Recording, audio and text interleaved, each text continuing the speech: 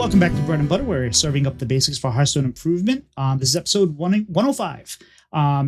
Normally Doc does the intro, but he is not feeling well. He's a little bit under the weather. So we have a special guest tonight, a former Grandmaster, NoHandsGamer. NoHand, why don't you tell people a little bit about yourself real quick, if they've never heard of you before, which would be weird in this space. Yeah, so I've been in the Hearthstone community for 7 years. I started playing because I needed a video. So I still have, and it's getting better, but sort of severe chronic pain so my old job, I would control my computer with a complete hands-free setup. So basically, it's kind of like playing Duck Hunt. If you ever played that, you're not actually clicking. That's a simplification. But that's the concept of so use that to control my mouse. And I was, trying to play some other games on the computer I couldn't really play them at a high level, because they were too, APM and coordination focused. And then I heard about Hearthstone, and I had been a poker player before, and I kind of was in a phase where my chronic pain was really flaring up. So I kind of needed some game I could play. And then I started playing. And then a year later, I won a tournament. I think another year later, I got into Grandmasters. And then I kind of got laid off, and I kind of used that as an opportunity to take a shot of going pro. And it worked out for me. But it's been a lot of ups and downs. It's a lot of stress, not just, doing anything, but switching careers and stuff like that. So, but I really enjoy it. Yeah. So that's kind of my intro. Awesome. That cuts into a little bit of our interview. So a little bit behind the music here. Been talking to Blister Guy a little bit, and we had on a member of his community, Drimsdale, on a few weeks ago, and he was like, "Hey, you didn't give us any information about Drimsdale on top of things, and I didn't know what was going on with the show." And so we're trying to work on that. So finding a balance of, hey, how we get an introduction on who the person is and the stuff. We'll get there. But today's main topic, we're going to be general things you can do as a Hearthstone player to improve. And we'll cover that a little bit, but. No Hands, what have you been doing inside the game of Hearthstone lately? Yeah, so I'm streaming, and right now I'm full time on the streamer side. When Grandmaster ended and the sort of Master Tour side stopped, now it's a ladder finish. I found the amount of time and energy to be competitive was a lot, and it's hard to do both well. You can kind of dip your feet in both, but you really have to commit to one. And it's easier to kind of be fully committed to competitive with streaming as a side thing. But if you're fully committed to streaming, the problem is, if there's a new expansion, for example, you want to stream as much as you can while the hype and all the new cards are there. But let's say you got Worlds in 2 weeks, or you've got a finish you have to do, you have to just play the best decks and focus on that.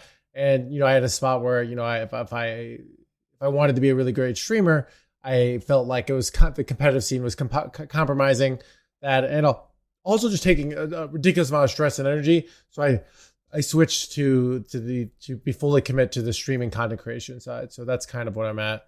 And so I stream every day. Yeah, that's what I do. No, but this question is more just in general. What have you last couple week or two? What have you been playing in Hearthstone? Oh, what have I played? Oh, okay, yeah. So we're all into the interview right now. Yeah. So I am super into Spaceship Druid Ramp. I was just trying to find decks that I like the style of playing, and when I found it, VS said it was a 47% win rate, and I just was playing it because it was fun. And then I'd been playing it, and then I played it on NA. And somehow got top rank 12 legend with it. It's the one you do Oaken summons out your star pieces, and then you use cubes, and you just keep doing this over and over again. You kind of play a control gameplay. You got double mind control tech, so you can control the board, and then you switch into Kill Jaden in the late game to win the value war. So that's the general game plan of the deck. And I really enjoy it. And when a lot of people are complaining about this meta. But if it's so a lot of times, if you can just find that one deck that you like, that keeps you going, that's all you need. like you find one deck that you enjoy and you can just play it over and over again. I know I had a friend who a long friend from my early days of Hearthstone that we still keep in touch, and he'll text me, and he texts me like, "Oh, I'm killing it with Blood Death Knight right now. Like not the Rainbow Death Knight. He's like a top 200, and he's having a blast." And I think that's kind of the way I view metas right now. It's like if you can find that one deck that you enjoy, that's all you really need. So Fair. Yeah, that's like for me, like the two times I have hit 11x was Shadow Priest, which I just love that deck, and then Pure Paladin, which I absolutely that was like my favorite deck. There's a joke that goes around that like, oh, I'm a Pally main, even though like not, but like because I played so much Paladin. But and for me right now, it's Asteroids. I love Asteroid Shaman. I keep going back to it. It's not good. I know it's not going to get me a high ranks, but I enjoy it. It's fun. And yeah, outside of that, I've been playing the last few days. It's been kind of busy. I did a lot of Battlegrounds the last couple weeks. Me and Pilot have been playing some duos. I've been doing stuff around the house. So I've been playing Battlegrounds, doing that. I'm up to, I think I'm at 45,000 or 5,000. So I'm getting there. Outside of that, I've been playing Donkey's Big Shaman, or not Big Shaman, the Dungar Shaman, which is been weird and fun. With the Nebulas? Yeah. Because I started that. So when we did the, I believe I played you. I think I played it against you. I might be wrong, when we did the theory crafting, and I love that deck, and it was a lot of fun. Not the same version he's got now, but just playing Nebulas. That just seemed like a good card. It never really got there in Murmur and all that, and like this is the first deck that really kind of highlights Murmur. And I know there's a weird OTK combo. It was explained to me. It's like you can play this card and you play this card, you play this card, and then sometimes you get an OTK. I don't want to do that, but like the That's Nebula like the best part, right? It's you take, so you think you do Shutterwalk on your ETC, but then you can get all three cards from the ETC, and then you get Bob, and you use that to refresh. I've never played it. I was watching it work as they OTK'd me, and I thought I had won the game. So but I think it's a great example of like, I think the stats are fine. It's not one of the top tier decks, but it's a deck like, if you enjoy that, you should play that. It's a good enough deck.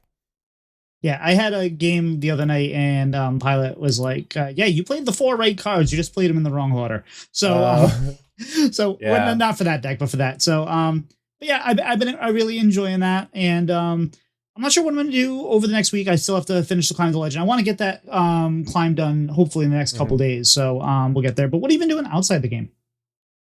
So when I'm not streaming and working, so two things. One, I'm writing a book right now.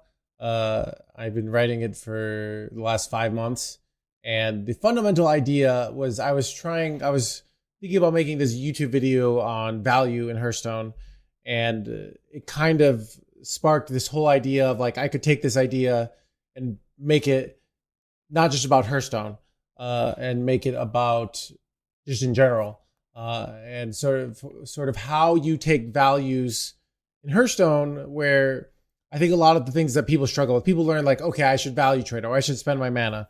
But you get in these situations in Hearthstone where you have competing values, where you might have to, you want to spend your mana and play minions, but you also might want to remove like a really powerful threat that's something that this, and you have to decide, okay, which one do I do here? And that's where Hearthstone gets interesting and where it gets hard. And I wanted to figure out ways to convey this stuff. And then I started writing, and then I was like, I could make a whole book kind of on some of these ideas, but not just make it for Hearthstone. So I'm kind of been writing on it, and I'm hoping, a lot of the ideas are like, how do you really think and make sort of systemize, create like sort of things about how structures in your own mind of like, what do I do in these situations where there's no guidebook, there's no right answer I can look up of like, okay, what do I do here? And that's kind of, and then I've been doing that during the day, and at night I have a mysterious hobby that nobody knows about.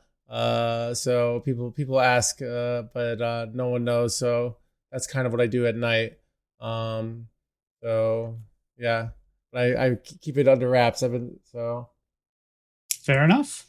And actually, so I hope in one of the, like, you know how some people, like, when you read a book, there's like sometimes a little sentence or a paragraph, or like just like a blurb that starts the paragraph, like starts the chapter. It's like Hmm. that. You should have one that's, I'm sure you've heard this many, many times, but the mantra I always try to remember is, a bad player goes face, a good player a good player trades, a great player goes face.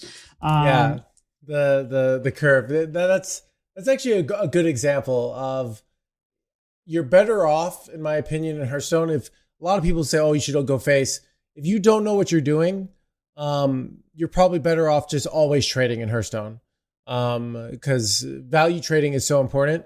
But the actual more complicated heuristic would be, the earlier on in the game you do more trading, and as you get later and later, you start prioritizing face more. But board is so important in the early turns that doing value trades tends to be better than going face. And as you go later and later in the game, but that's a complicated answer. So it's one of those things that is definitely really hard for players to figure out. Okay, why are we trading, or why are we going face? Where's the value in each one of those, and how do we decide which one to do? Yeah, and that comes up a lot. So I like right now, I think one of the cards that's pumping up in a lot of decks that I think is Mhm. always kind of, do I trade this off or do I not, is Insidious, because it's like, well, Oh, that's a great example. Yeah. I'm going to pay for it if I don't get it off the board, but if they're dead, then it doesn't matter. So it's Yeah. like, do I deal with it now or do I not? And that's what I love, those kind of decisions. Yeah, I think that's, and Insidious can be a really tough one of what to do. You know, how much out of your way do you go to kill off that minion? Because it's not, a 1/3, where you're like, oh, Mhm. do I trade my 3/2 into the 1/3? It's not, that's a very marginal decision where 10 damage can be a lethal or not lethal, um but when you don't kill it off, and all of a sudden next turn they clear your board, and now they shadow step it, all that stuff, or it's super punishing. So I think that can be a very frustrating decision for players for sure. And it gets even more frustrating when it's like, I don't have enough to kill it. Do I Yeah. put the damage into it now and then try to kill it next turn, or do I go face and then have my board cleared and then I still can't clear it? And Yeah. it's always this thing. Like, and it's the other thing too. And wow, we are kind of, we're in the, what are we doing outside of Hearthstone? We're back in Hearthstone. The problem I always have is when I can get them down to like 2 or 1. Like, I don't have lethal, but I get them Oh. down almost there, and it's like, do I go in now or do I wait Hmm. till I have lethal? Because every time, almost, it feels like you always remember the times it doesn't go right Yeah. more than the times it does go right. But it's like, you get them down to 1, and you're like, all right, we'll finish them off next turn. And then they heal the full, and they do Yeah. this, that, and the other. And you're like, I should have waited. But when you don't, then you die anyway. So, yeah, Yeah. you I have a think, lot you can write about. yeah. So it's, the book wouldn't tell you, okay, I'm trying to move away from this spot where it's like, oh, this is where you go face, or this is where you don't, because situations are always changing. So, let's say you're up against a rogue, they have the punish of, if you don't kill the Insidious, they might, like, let's say they go for an early one, they might shadow step it, right? And they also have really great card draw. Where if you're up against a shaman and they play Insidious, even if they played early, it might take a lot of time for them to get that Insidious value. So trading it off goes down in value. So really, if we try and create one rule for, oh, do we kill Insidious? Do we know? It's incredibly difficult on the dynamic. And let's say all of a sudden they nerf Ethereal Oracle. So now all of a sudden, not only don't have the card draw and the spell damage, all of a sudden it might go down as a threat. So it's kind of, how do you go and like figure out, because I can't tell you every single situation, but I do know it's a tough one. Like, it's not a, oh well, we usually go face or we usually trade. It really depends on the situation and what kind of win condition you're going for. So the book is kind of helping you to think about that kind of dynamic. So And there's a lot, I think there's a lot of situations too where you have to be fluid, right? Like we talk about Insidious, but there's also, say, something like Boom Boss, or mhm. what's the I forget the name of it, but the elemental mage that gives things spell damage. Yeah. Like, once they play those cards or cards like that, then it's like, well, okay, now I'm on a clock, or there's like Yep. something's going to happen if I don't take care of it. So I was going to do X, Y, and Z, but now I got to do A, B, and C, because if I wait too long and then these cards pop, and then Yeah. so those decisions are always very interesting. Real quick, let's wrap up the outside of Hearthstone. So I start my new job next week. I've been out of work since May. I got laid off and been, trying to figure things out, and I'm finally going to start next week. It might disrupt podcasting at some point. We'll have an episode next week. We probably will have an episode the week after. We have guests lined up, but bear with me because I don't know where I'm going to have computers, because I'm going to be living in 2 different places and whatnot. So editing, podcasting, the schedule might be a little weird for a couple weeks until we get a rhythm. Once I get a rhythm, we'll keep it up. So that's that. But outside of that, did Pokemon Go today, community day with my son, and had a lot of fun doing that. And for the most part, the rest of the week has just been kind of getting ready to do this move. I went down, brought a load of stuff down to where I'm going to be living. And looking forward to that. But you guys don't want to hear too much about that. You want to get to know who NoHandsGamer is. So let's go ahead and dive into that. So you kind of lost on this a little bit. How'd you get started in gaming? Like, we jumped into the interview right early. Yeah. So we know why you started with Hearthstone, but how did you get started in gaming? And what was it about, aside from being able to play it, what was it about Hearthstone that grabbed you? So I have a history in this kind of genre. So I was a big chess player growing up, which is, and I played Magic the Gathering in middle school. I showed up to chess club in 5th grade, and then I found out no one actually played chess in chess club. Everyone was just playing Magic. So I got involved in that. So, Magic, very much the same concept. So, and I would kind of make my own decks as well. But I would buy the cards online and buy them on eBay. Just came out. So I knew how to get cards for way cheaper than my friends. I could do research on the internet. I knew how to do that. I probably was also net decking before it was cool, but back and then I also just have a big history in the Blizzard franchise. So I've probably played more Warcraft 3 than any other game. Played so much StarCraft, and I was playing a lot of StarCraft 2 at one point too, before my hands started having bad problems. So and the kind of when I had bad problems, it's kind of why I had to quit video games, because if you don't have, if your hands aren't working, you can't play, right?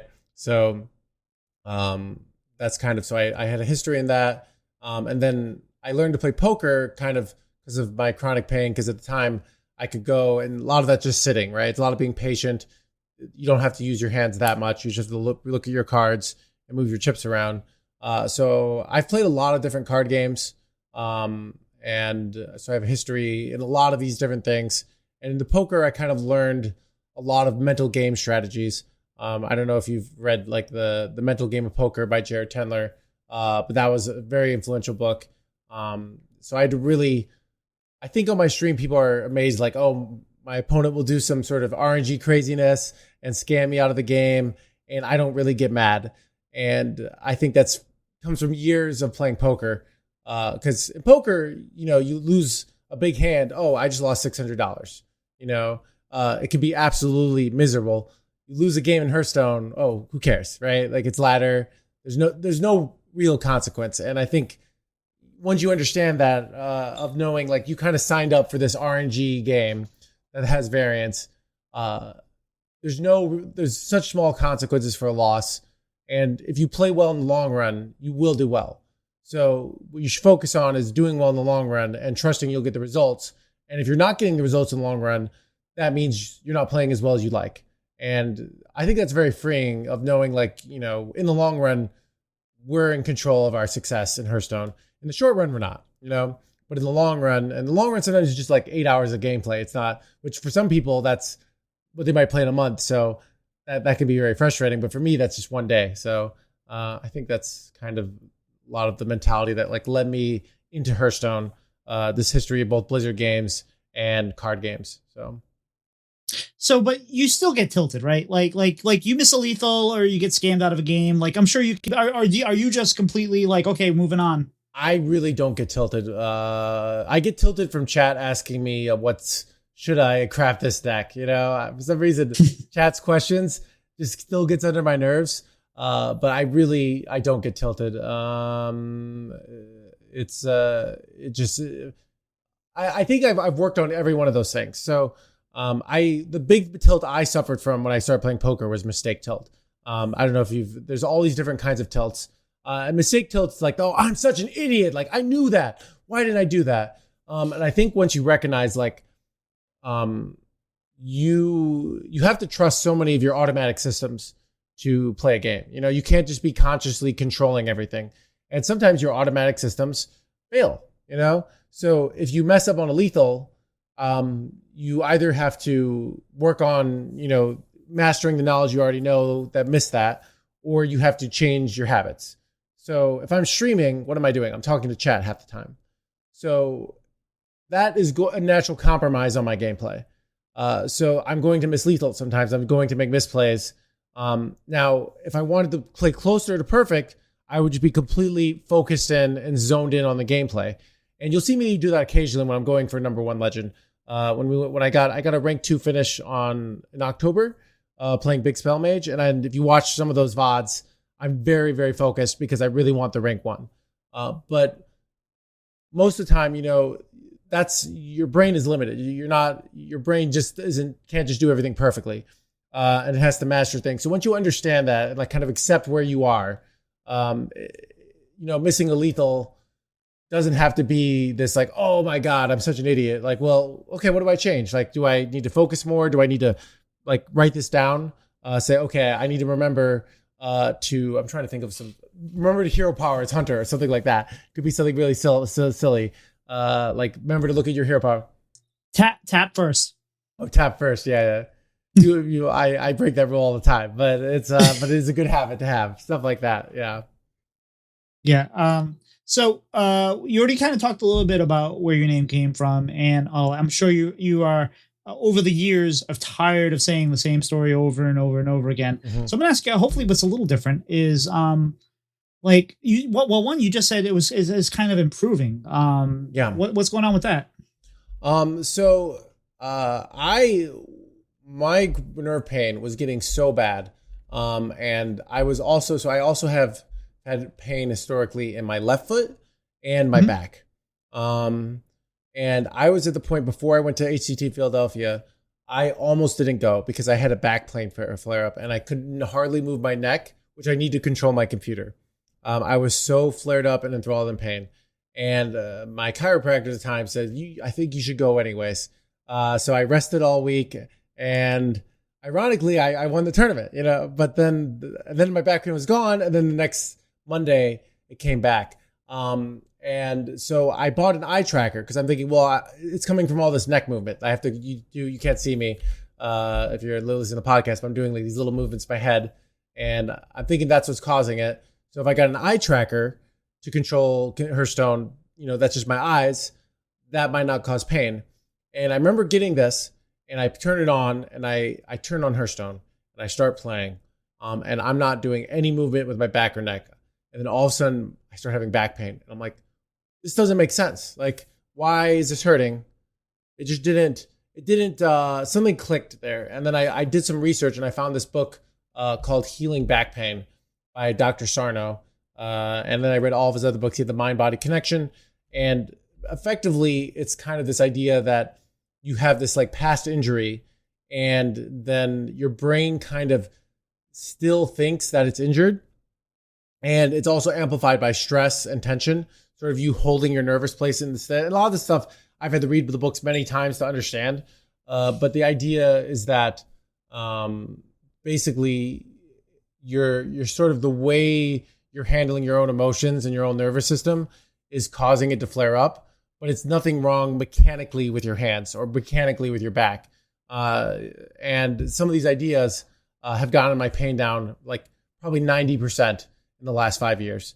So I'm writing my book. I'm just typing normally. Which is a huge thing for me. But I've tried some other things. I bought an emulator. I was trying to play some emulator games. Hand pain flared up. So I haven't gotten 100%.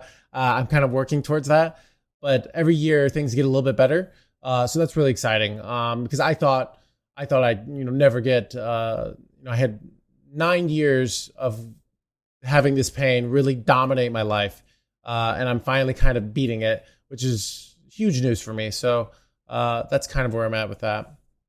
All right, so when you rebrand to Both Hand Gamer, that's Yeah. people should know that's actually you and not just But, Or the sometimes hands gamer, something like that. some, Yeah. but so how you were a like a tactic type gamer. You were a what's the word I'm looking for? Like like you said, you played StarCraft, you played that like a RTS type gamer. That's the word I'm looking for. How devastating was that to you when you had to stop playing games like that? If that was kind of like your bread and butter. It was brutal. So first I lost. I was a big dancer in college. So I did swing dancing, I did salsa dancing. I was taking a jazz dance class. I was taking breakdancing classes. I was in a ballroom team. I was doing everything. I was just obsessed, and I hurt my foot dancing. And very small injury. I was in a cast for a little bit, but it just didn't get better. And that was so brutal. And then I'm playing StarCraft and I'm playing Heroes of New Earth, or in Dota as well, a lot. They kind of switched games, because I'm just my foot's not working. And then a year after doing that, I'm playing video games all the time. I'm playing StarCraft after having a surgery, and then my hands start flaring up. And then I'm like, I can't lose on both my hands and my foot. Like I can't do anything. I can't walk. I can't do anything. So I was so limited on the activities I could do. I did stand-up comedy then, and was doing poker, because those are things that you're mostly just sitting waiting around. And I go to these open mics, and I would go to the poker, and you really develop patience, because I was not a patient person. And then you can't do anything, you just have to be waiting all the time. But it was absolute 20 through 22 were probably the most painful, not just physically but emotionally, years of my life. Just feeling like you have all this potential and that your life is going somewhere, and then all of a sudden you're just in massive pain, and you can't work, and you can't seem to do anything. You can't seem to get good at anything. And it was, I thought things were over. I was like, what am I supposed to do? The brain finds a way to survive. It's kind of amazing. But, when you're in there, you're like, this is over. Like, what can I do? It just feels so unfair. So that's kind of what had happened, when I was that age. So I don't remember if this was before or after. A friend of mine who I dated for a while said, "Hey, can you come take this ballroom class with me because my boyfriend won't go with me?" I don't remember if it was before or after, but I was a good lead, so the girls would dance with me, and by like 3 weeks in, I was taking dancing 1 and dancing 2, and by the end, I was like a TA for the class, and I was teaching. So I did all that. I taught swing, ballroom, foxtrot, Argentine tango, whatever. World, yeah. Yeah. I was teaching at other classes. I was going to clubs at like Friday nights where we were doing like aerial stuff with the partner and all that stuff, doing all that. So my username is Tito Santana for gaming, but before that, my other username outside of that, before I needed like a gamer tag, was J Can Dance. Yeah. So I was big into that. It's been a long time, but I used to love that. So one more question on the whole degenerative hand thing.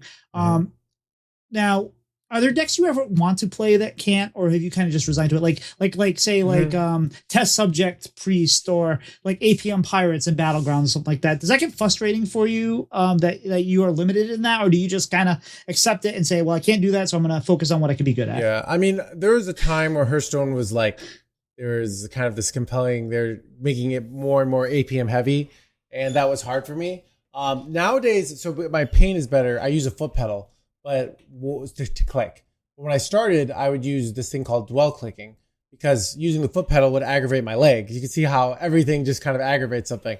So with dwell clicking, you have to hold in place. So you have to do this. So I remember cards like Unleash the Hounds were miserable because they had like hold in place here, hold in place here. So I really almost had to play Curvestone, and control decks. Things that were, very much more about the quality of your decisions than the quantity. But now I have a foot pedal and my APM's my nerve pain's a lot less. So once I got the foot pedal, my APM probably doubled. That was a huge increase. And now, like, as long the truly APM heavy decks are very hard for me to play. But there's a lot of decks that look like they're APM, but they're more, I call it DPM, which is decisions per minute.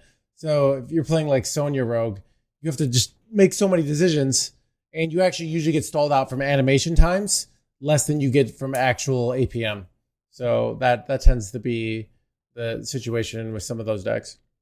I get so much anxiety if I'm watching like a tournament or something like that, and there's like so many decisions, so many movements to be made, and they wait till like the rope hits, and then they start making all these things, and it's just like, oh my god, how are you going to get all these in? It's like, and they do most of the time, and I just can't take it.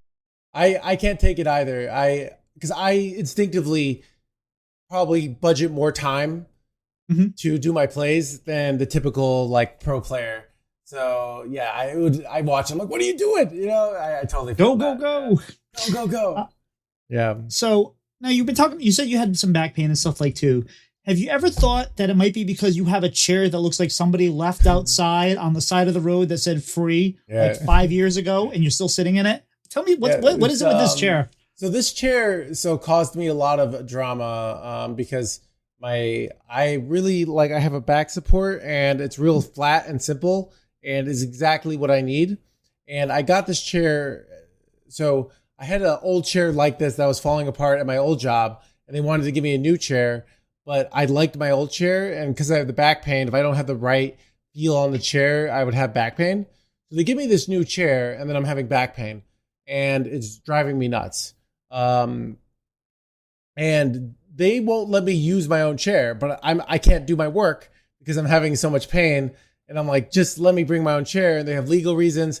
And I ended up just like buying this chair and bringing it in.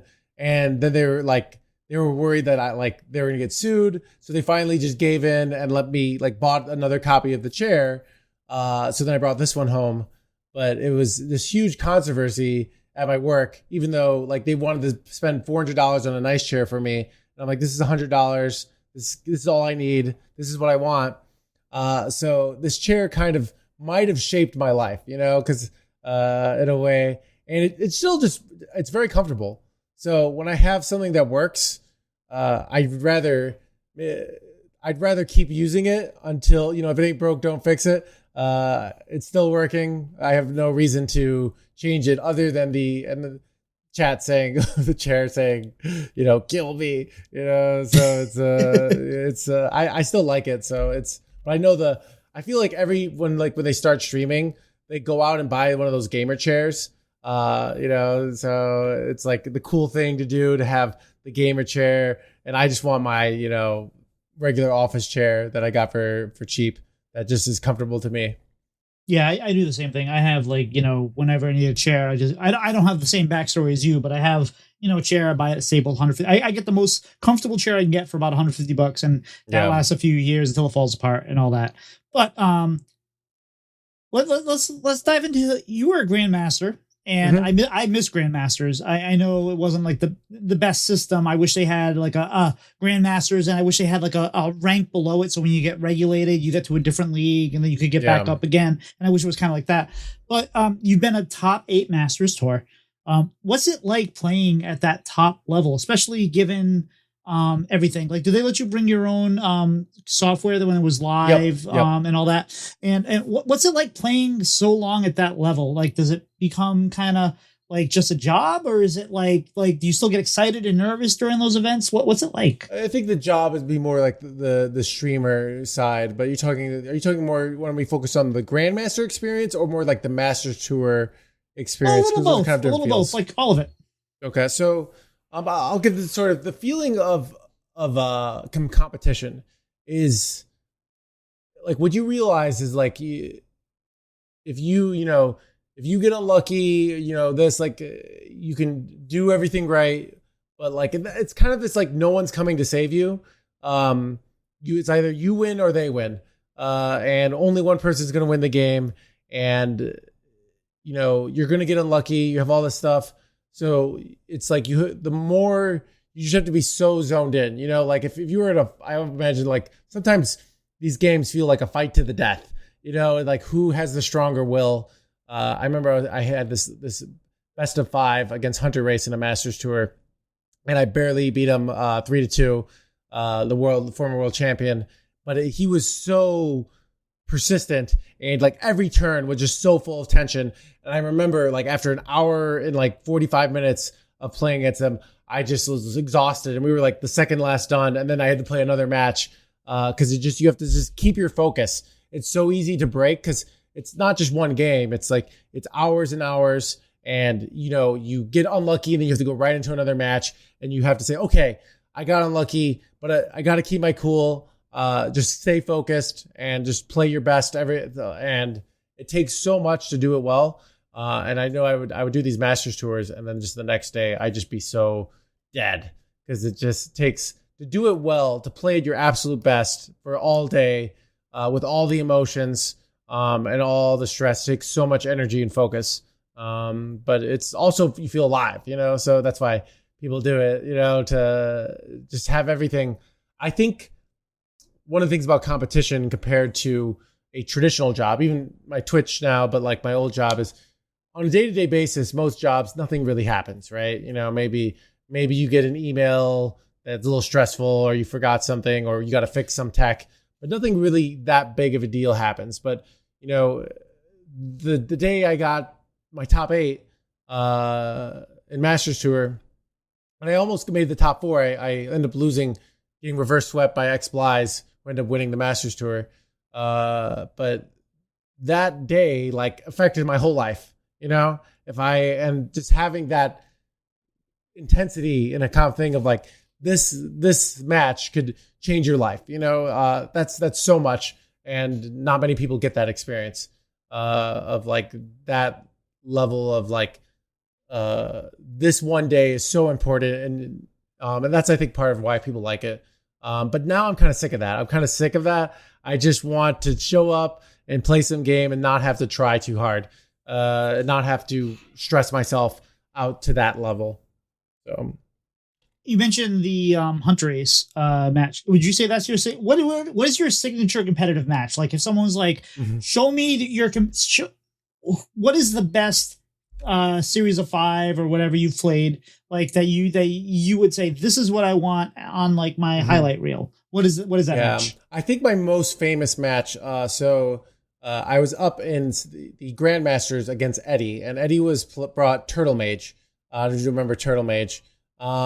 And I was bringing Highlander Priest, and on paper, Highlander Priest was supposed to lose, probably like 95% of the time against Mage. We thought it was like it's unwinnable, and we stayed up all night and just like practicing and trying outs and trying plays and figuring out every way the Highlander Priest could beat this Turtle Mage, because it's infinite. So if you don't put enough pressure, and we figured out some fancy Lucia lines, and I was in the best of 3, and I was playing against Eddie, and he went for the turtle to get the 1 mana Tortolan, and I go Lucia, and I barely miss lethal. I run out of time. I find this genius out for a lethal, and I get run on the clock. If I had 5 more seconds, I would have pulled off this really advanced where you get the potion. I don't remember the exact things off the top. And I barely missed, and everyone's like, oh, if, he was a little bit faster, because I actually did feel my APM held me back there. But that was probably one of my most famous matches, of just almost pulling off this reverse lethal that wasn't supposed to happen. And, it would have been, it still was satisfying, but I wish I had gotten it, because that would have been amazing, especially after I stayed up practicing with friends till like 4 a.m, just doing this matchup over and over and over again. And we were all talking, and we were all on Discord, and we were all trying to figure out how can we beat Eddie. So that's probably I think my most famous moment in Hearthstone Grandmasters. So, well, most people would never pick a loss. I'm impressed. You said a lot of words there too that probably triggered some people. Turtle Mage, Lucia. I think people are like twitching and they don't know why. Just curious, outside of yourself, who is your favorite like Hearthstone pro, like that you've either played against or just you like watching? Or If you don't have one, that's fine. Yeah. I think like it's like there's I mean there's a lot of them. I mean it's None of them listened to the from show, so it's fine. They're not going to yeah, be like, "Oh, you I didn't mention know me." a big fan of Pocket Train. You heard the show from last year. There's like different eras, right?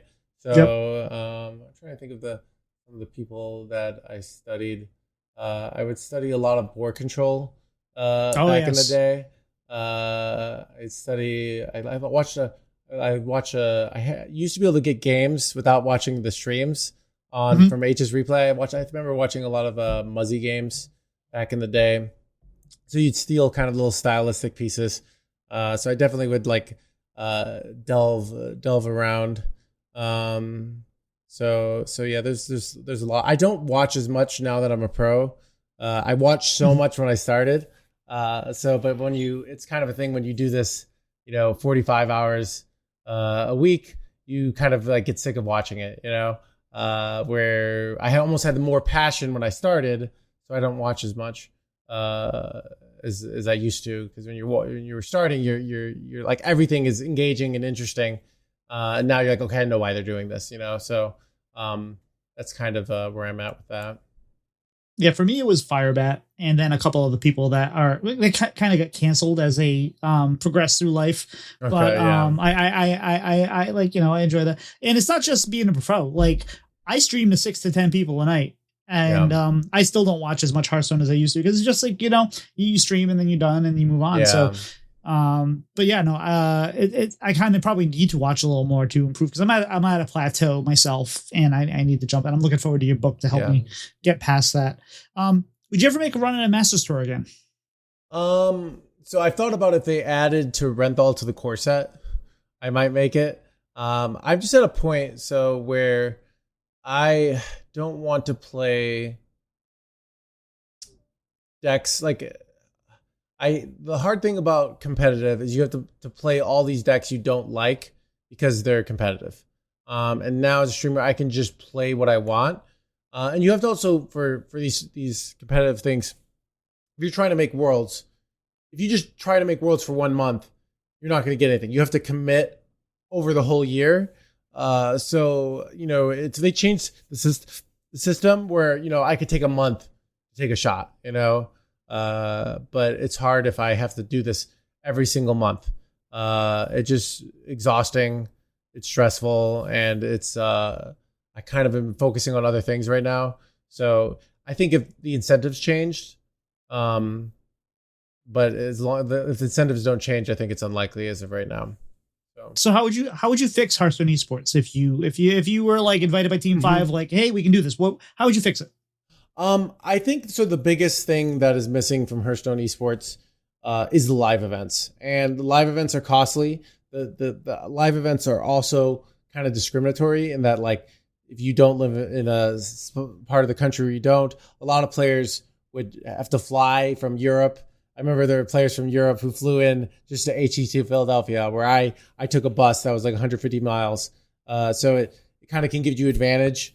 But there's something about the community building of people actually being there and people actually being in there in person, and playing, and you have your opponent right in front of you and you get to talk to your friends. I think that is probably what's missing from competitive. And as long as you don't have that, it's hard to make a really compelling competitive scene that everyone can feel included.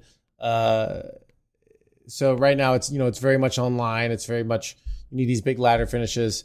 But it's probably Hearthstone's gotten smaller. A lot of that production cost kind of makes less sense. And I think also I've heard it's not just Hearthstone. I think there's like an esports bubble where a lot of esports have been scaling back, which is unfortunate if you're a professional esporter, right? If you're a professional, but that's kind of the reality. But I think the live events are just, where you turn this thing from some video game, something you do on your computer between 8 and 11 p.m. to something that like a community you're part of. I think it's not quite the same of like I'm interacting with people on Twitter or in Twitch. Like when you go to these live events, you turn these people into real people in your lives, and you turn this into like a real thing in your life. So I think that's, if they were to expand it, that would be the right move. I don't even know if I would go, and like maybe I'm not sure if I'd want to like compete in that again.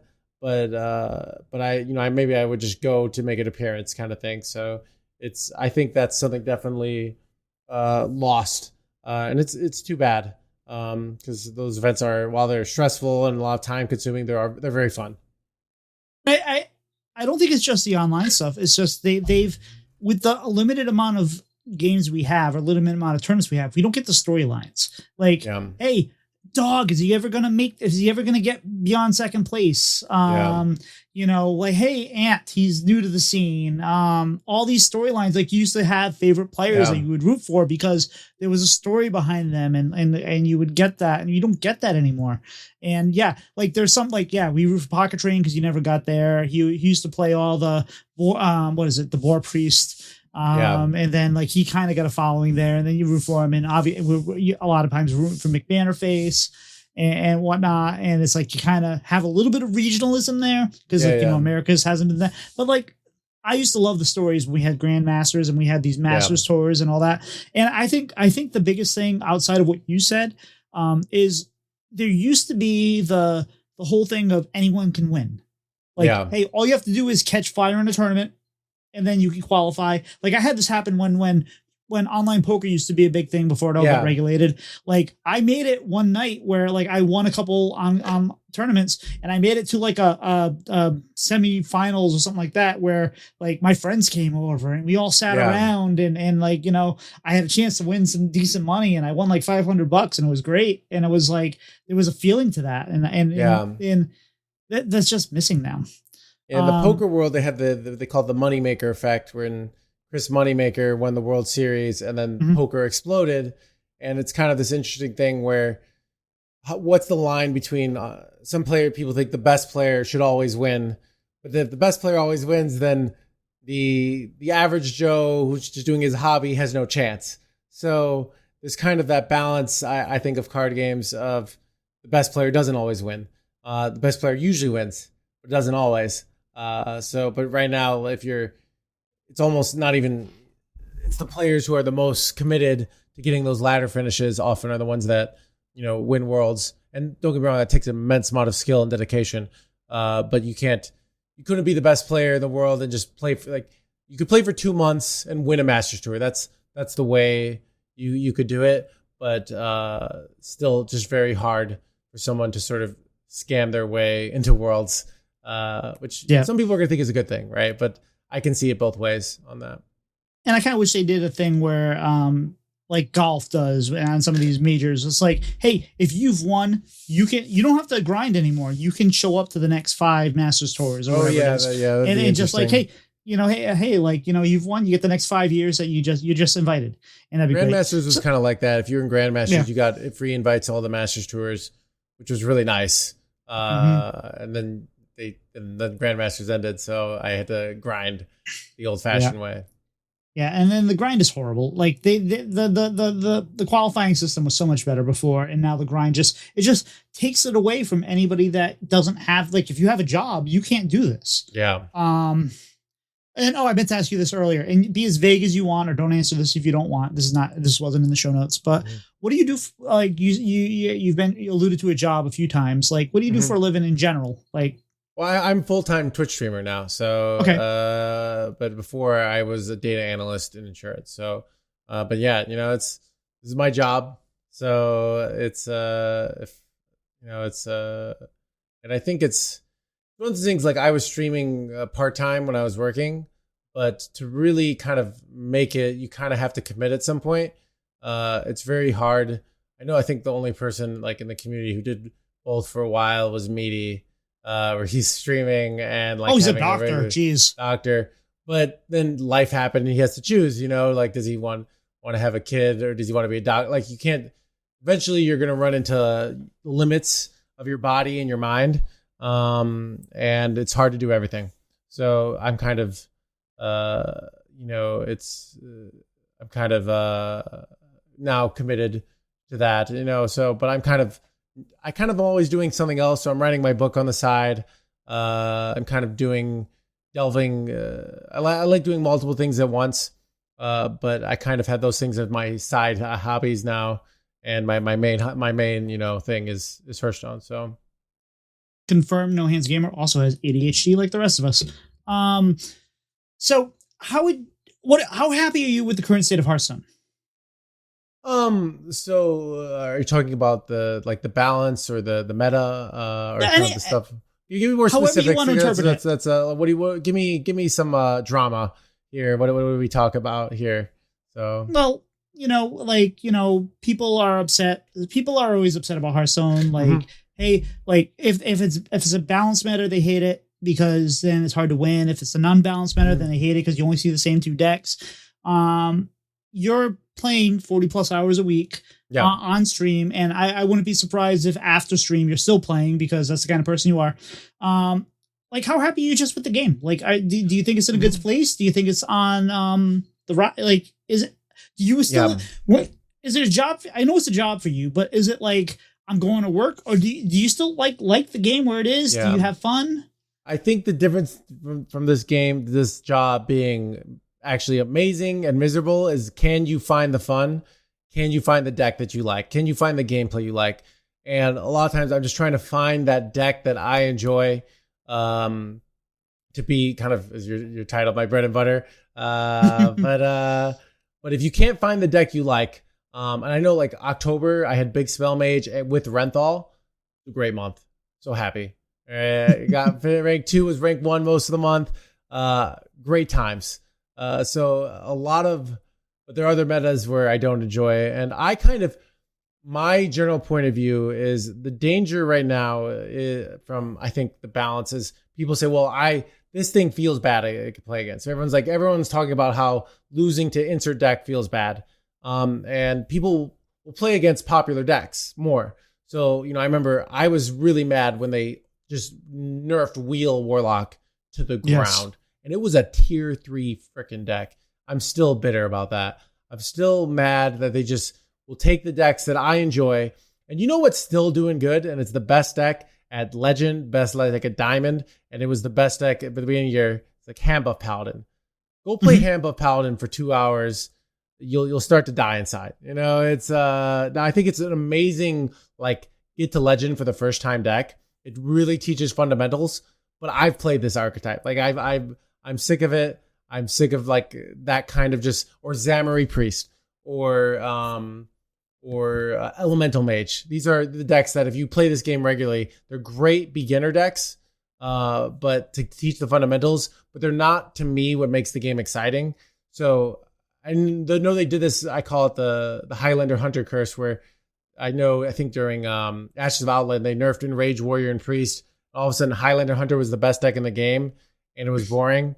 And I don't like when you're kind of forced into playing these decks that are boring because they feel less bad for your opponent.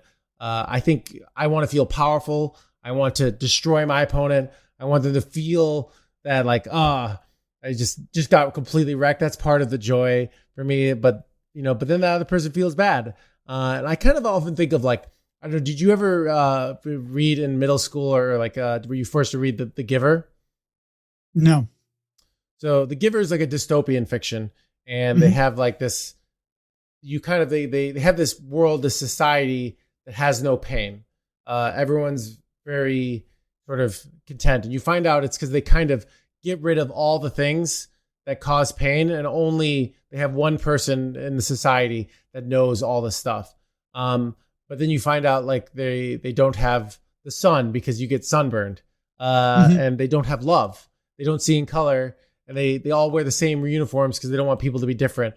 And sometimes I feel Hearthstone has that too, where it's if we get rid of all these things that make us feel bad, but then all of a sudden we get rid of all the things that make Hearthstone fun.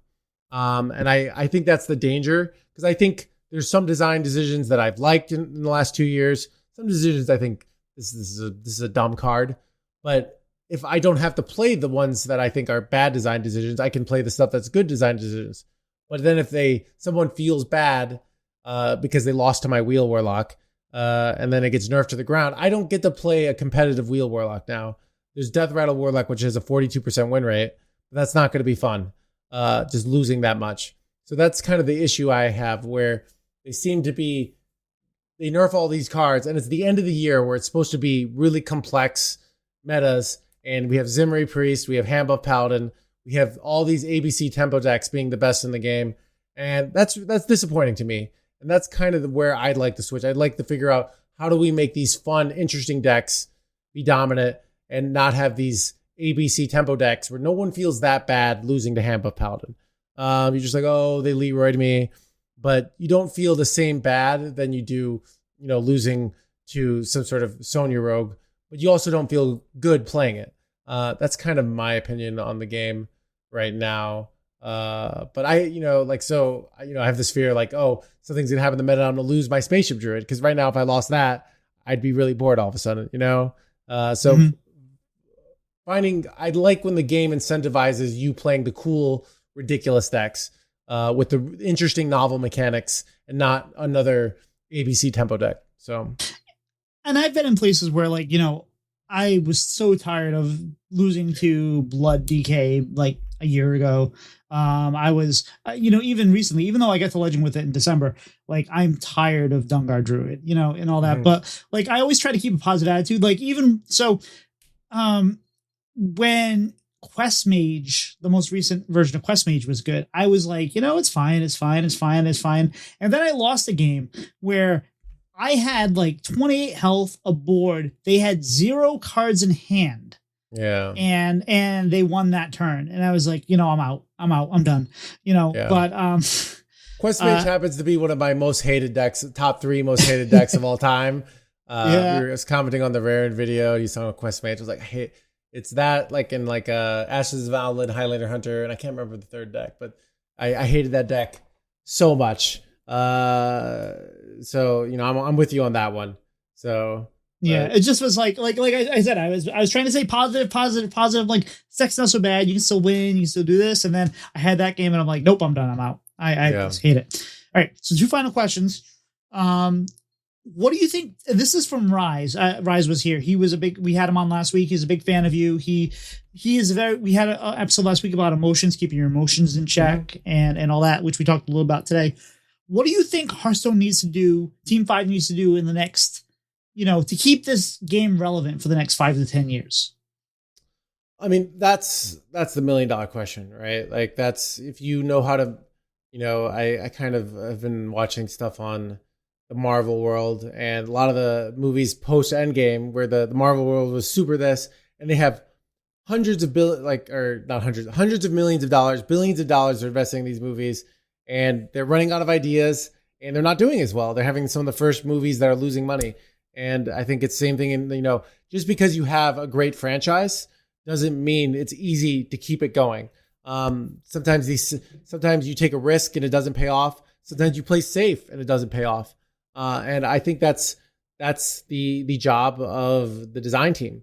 And ultimately but what I would like to see is when they come up with great ideas, great, interesting cards, we don't just have those cards be around for 2 weeks and then nerf them to oblivion.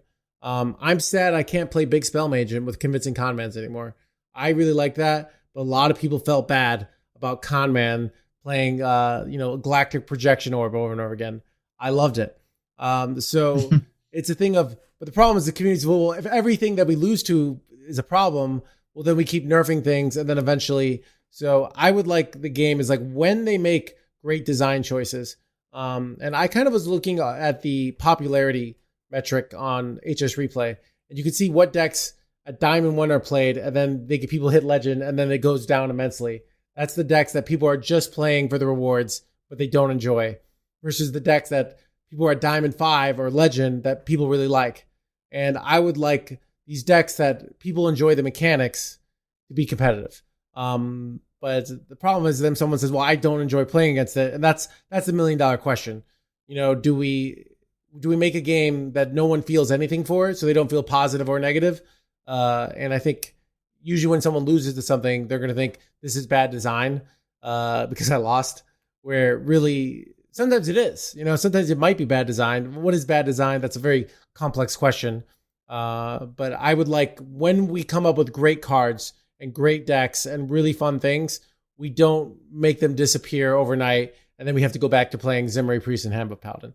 That's kind of what I would like to keep Hearthstone relevant, because you're going to have duds, you're going to have dud expansions, you're going to have great expansions. And that's kind of what I felt about Skullman's Academy.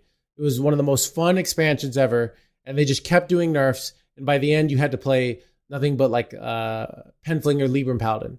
Like the deck diversity just went down and down and down. Where at the beginning you had 9 different classes. Shaman was the only one that wasn't competitive. You had an amazing meta, but they just kept nerfing, and then something would get out of balance, and something would get out of balance, and next thing you knew, you had half the decks that you started off with, and that kind of made me very sad. So that's kind of what I would like. When we make great design choices, how do we lead into those? And when we make bad design decisions, how do we get rid of those? And how do we even figure out what's a good meta and what's not? Because everyone disagrees. That's a tough question. I don't have the answer to that, but that's the question I think the team has to work on.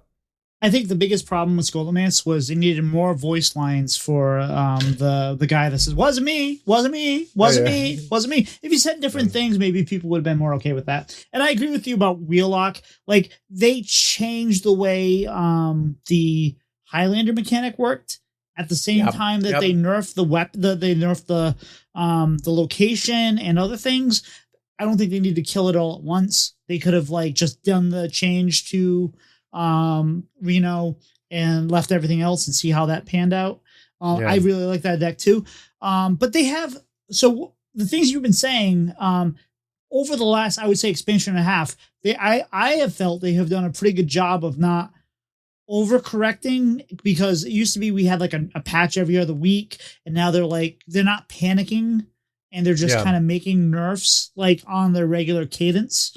Have you felt it's been better for the last expansion and a half? I do feel they had, I was very critical of them, where they deleted Warrior. They nerfed like 5 different cards, and Control Warrior was really fun, and they just deleted the class. And, I remember I posted something on Twitter and got, hundreds and hundreds of likes of people. I was saying like, this isn't a balance change. This is like a class deletion. And I think, and then Warrior didn't come back until for like a year. And that stunk. And I thought Warrior was really fun. And but then somebody will say, well, it feels bad. So like, why do we even have these classes? If the only thing that doesn't feel bad to play against is Zimmery Priest, that's not a very interesting game to me. But, so that's kind of where I feel like I don't like when they delete decks, when they just completely wipe them out of the meta. But that's kind of where things seems to be, was for a while, and they definitely have shied off that. But occasionally, like Wheel Warlock, they nerfed Wheel, they nerfed Reno, they nerfed and Location all at once, and they could have nerfed just one of those cards, and the deck would have been like. But they nerfed all 3, despite the deck only having tier 3 stats, and I hate when that happens. So they still do the over nerfing. It's never been as bad as the Warrior meta, the Warrior nerfs. But they still sometimes, in my opinion, do those giant nerfs. Big Spell Mage gone, from the nerfs, and I really like that, and that was a fun deck for me. So, that's a recent example. So, I lied. I have 2 more questions for you. Does Ethereal Oracle need to be nerfed or not nerfed, and why? Ethereal Oracle will probably be nerfed.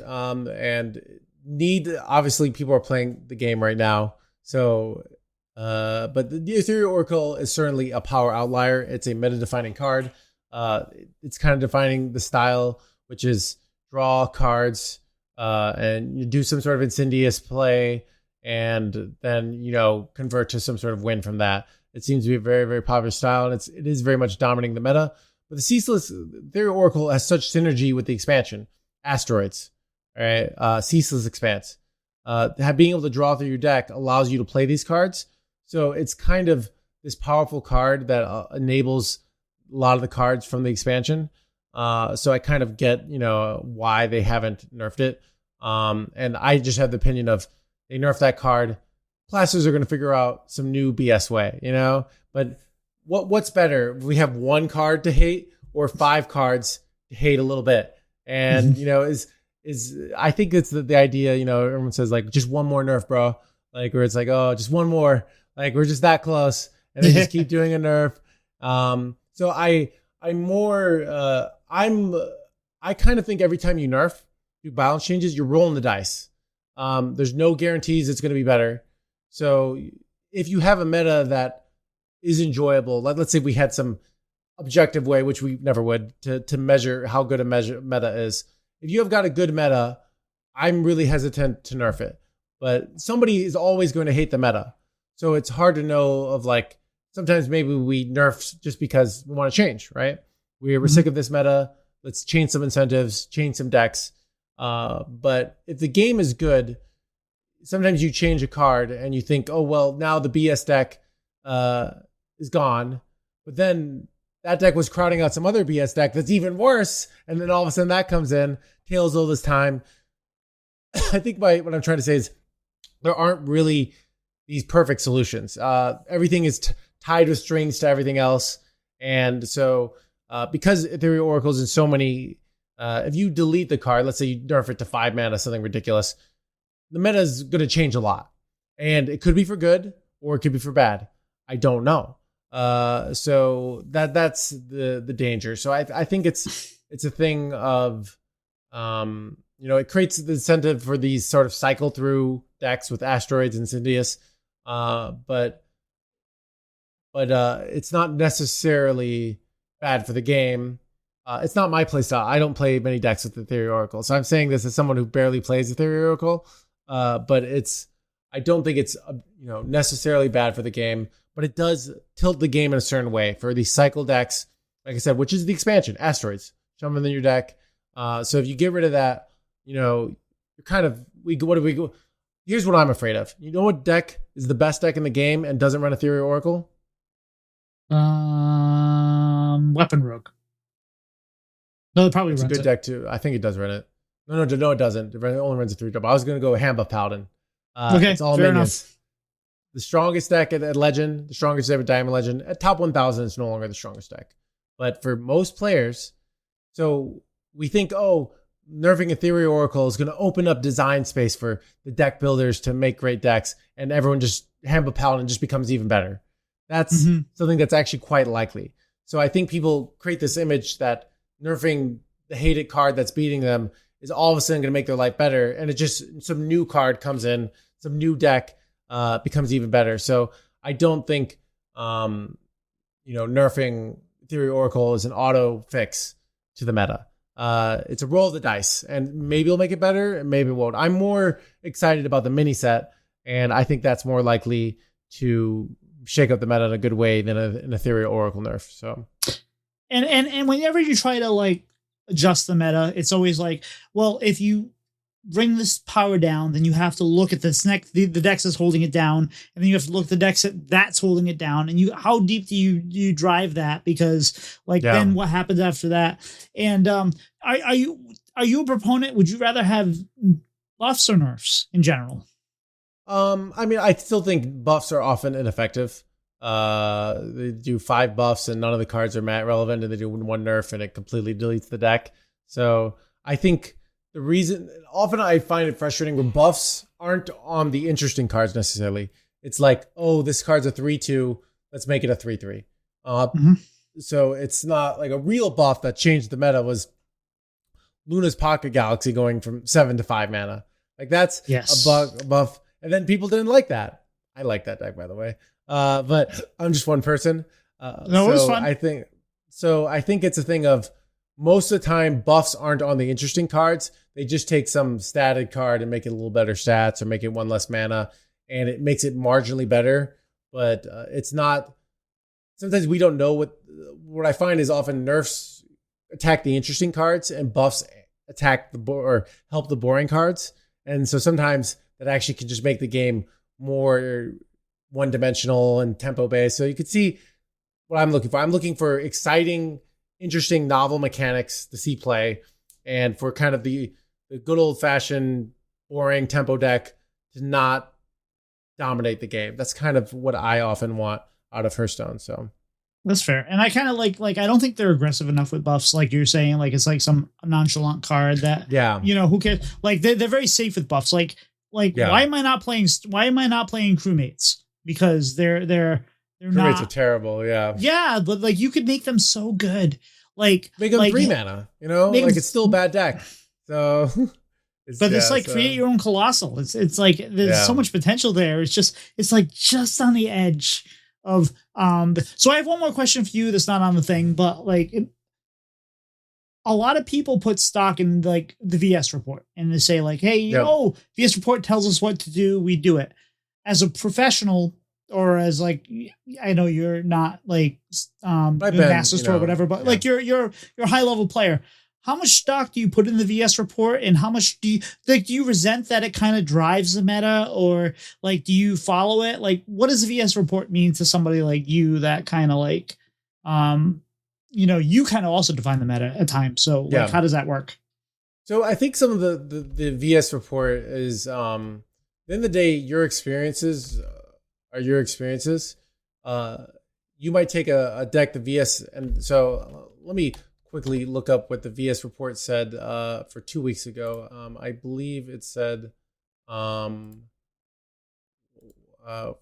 my Ramp Druid that I've been playing. 1 second, I'm trying to. Not Ramp Druid, Starship Druid. Starship Druid. So if I look at Starship Druid, so my computer's being annoying. That happens. Get it. Yeah. So I think you said it was like 48% or something like that. Yeah. So I believe we had a top K1 legend. So let's say Starship. I'm looking for Starship Druid. Did it even make the list? Station Druid had a 48%, a 47.99% win rate. And then the next week, they said it's bad. They said don't play it. It's irrelevant. Like it's not even remotely relevant. And then I'm playing it. And I'm just playing it because I think it's good. Like I like it. I like it. I'm doing good enough with it. I'm enjoying the mechanics of the deck. You're also not the typical Hearthstone player. You are an above average. You are above average Hearthstone player. Yep, but then I don't know what this, and now this week it's 51.14%. I changed 2 cards. I put like the cube in it. I did some minor changes. The meta changed, and all of a sudden I'm doing well with it. So I think people, will, if you're winning with your deck, just keep playing your deck. But it's a thing of you don't have to, and you can see like, well, the stats, what happened to the stats? Like the stats changed, the meta changed. So you don't have to, on the other hand, this has often happened. So I remember at some early metas, you mentioned Pure Paladin. We had some Pure Paladin metas in GM where the expansion came out and Pure Paladin looks broken. And then I think there was one with Firebat where every pro tested it out and said, this deck is terrible. We all tested it out despite VS saying it was amazing. All right. And then Firebat was the only person who brought it. And then Firebat proceeded to like do really terrible with that deck, but actually did well that week because he was somehow winning with his other decks. But the deck performed incredibly poorly. And every pro like played it and was like, this deck is bad. So, we have stats are like, this is what happened this week, right? It doesn't necessarily predict the future. It is, you can take guesses, but the metas are changing. People figure out different card choices. People figure out different tech choices. So that's incredibly useful, right? Incredibly useful. But at the end of the day, like you don't have to, there's base assumptions that go in the future. That says these stats are going to apply to the future. These stats apply to me. Maybe you play the deck better. You might play the deck better. Maybe also the top 100 legend meta is different than the legend meta or the top 1000 legend meta.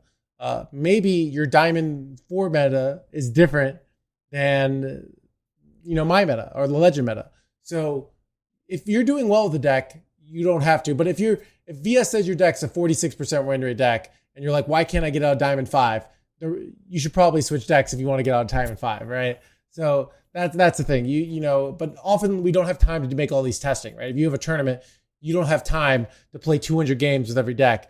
You have to use statistics and figure things out. You're using aggregates of information. So incredibly, incredibly useful VS and stat size in general.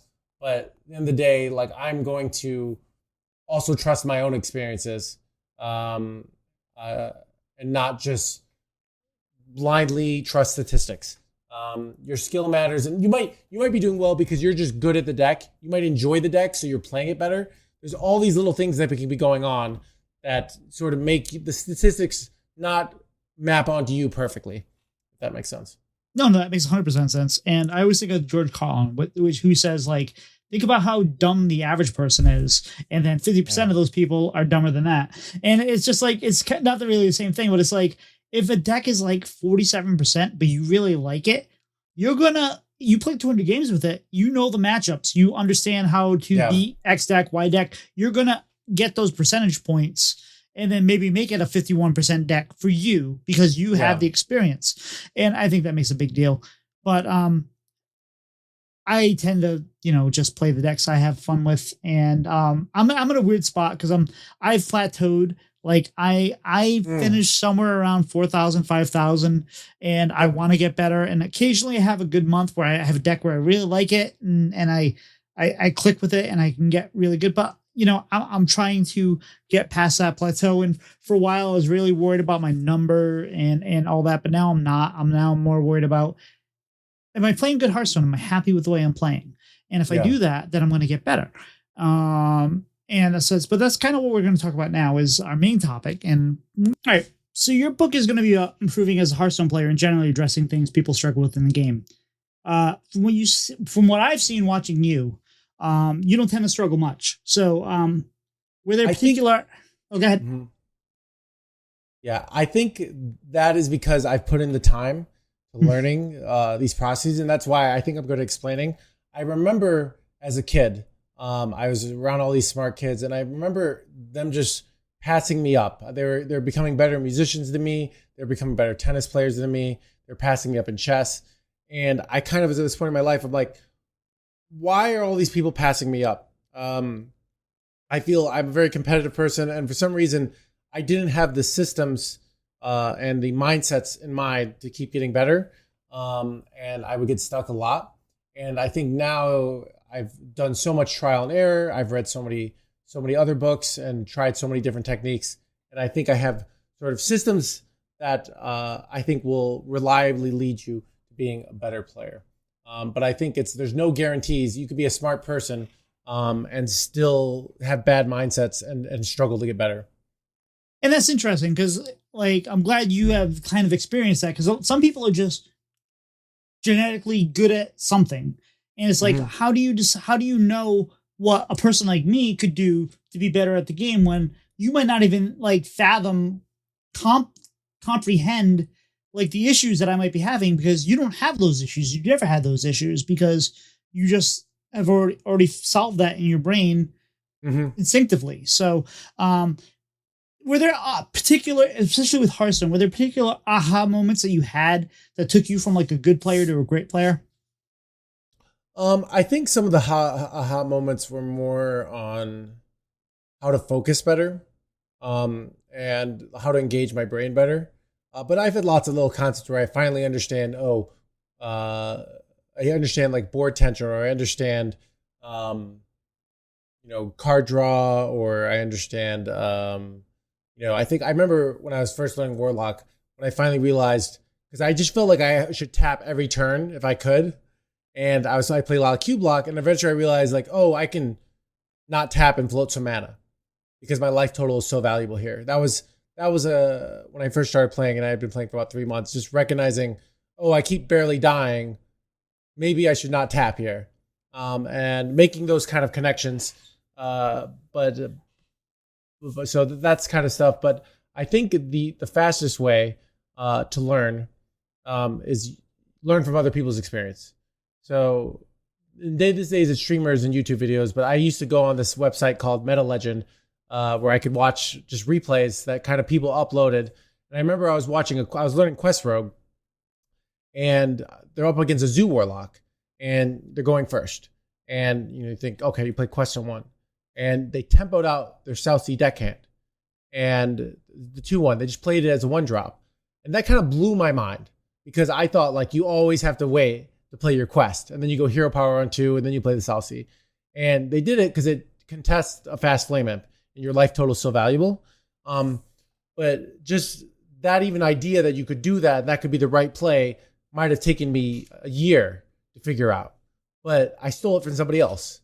So I think, I remember when Pocket trained One Worlds, he's in everybody's stream at all times. Guy is just learning from everybody all the time.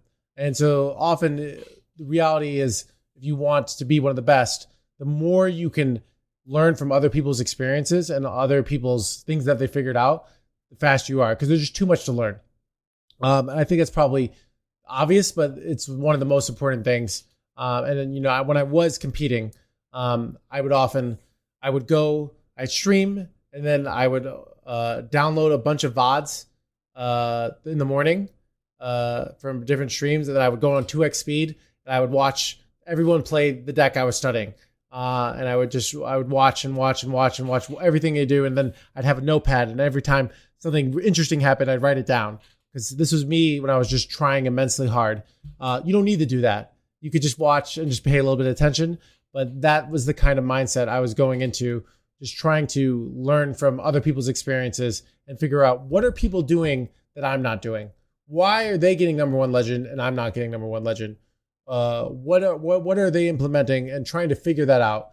And you can figure that out directly from, if you talk to the streamer or you hire a coach. But sometimes, the more you can figure out, like, what is going on by these people that are successful. What do they know that I don't? So that's fair. I had, so before I hit legend, about 2 months before I hit legend for the first time, and I hit it with Zillet Hunter, which was the Rottenest Drake and all that stuff. Okay, yeah. I had paid, I had a gift certificate where I got like a $10 Gamer Sensei thing, and I had a lesson with Meaty. And I really felt like I didn't learn anything with it, but it just kind of reinforced things that I kind of forgot about, and just kind of, oh yeah, I got to think about that and all that. And the biggest thing is, like even right now, you can play Boldy without a spell and get value out of that. Just get it on board, and depending on certain matchups, and they're not going to deal with it. Like, that's a 3/6 that they have to deal with. Yeah. And getting that through your brain, because you always got to think, I got to get the spell burst off. I got to get the spell burst off. And it's a very common beginner trap. Yeah. Like trying to get max value out of your cards all the time. Sometimes you got to play and we're talking about the shaman right now, the donkey, what's his face shaman, the Dungar shaman is like, maybe you'll only get one card out of that spell that gives you the 2/8 mana, but sometimes you got to do it, and you might not get full value, but it's a thing. So, what do you think separates a good Hearthstone player from a great one? Because I feel like I'm a good Hearthstone player. I'm a top 4,000 legend player. I got there. I feel like sometimes I play people like you on stream. It feels great, but also I lose to people like you pretty much all the time. So what am I doing wrong? Like, what goes from a good player to a great player? Like, what are we doing wrong? So, like, I don't know your specific details. Fair. No, I know that. So there is the so there's so many different things, but it's the more sort of not only high level skill sets, but then the low level skill sets. So, you might, I remember I knew this guy in chess. He was the bottom board on chess, 8th board. He kind of would just do it to hang out. And he would say, I play chess the same way I play pool. I think about my current shot, but I don't think about my next shot. That might be it. You might be thinking about, okay, what do I do this turn? But you're not thinking about in the larger game plan. There's so many different things that you could be doing wrong. And a lot of, there's sort of getting the mass majority of the major concepts in Hearthstone, but then there's the playing around with them. And what's interesting about Hearthstone, because the meta changes, you see somebody, often a pro player who's, will be top 5 legend. And then all of a sudden they do a meta shift, and all of a sudden they tank their rank and go down to rank 600. Happens all the time from world-class players. How did the world, a world-class player who made it to Worlds, how are they rank 800 legend? And it's because all the things change. You have to figure out all these new equilibriums. You have to learn, okay, I need to hold back this card here, or I need to really hard to go heavy on tempo in this spot. And you have to have the frameworks to adjust. I think one of Hearthstone specifically. So in a game like chess, it's very static. The meta, while has changed, people have been memorizing openings and all these concepts. Where Hearthstone, the meta changes all the time, and you have to be able to adapt. And I think that's one of the hardest things about being a successful Hearthstone player is being able to, all right, your deck got nerfed or the meta changed. How do I adapt? How do I roll with it? Maybe what if asteroids do less damage all of a sudden? How do you adjust for that? Let's say asteroids do more damage. How do you adjust for that? Let's say your opponents have better armor gain cards or they have better aggro. What adjustments do I make?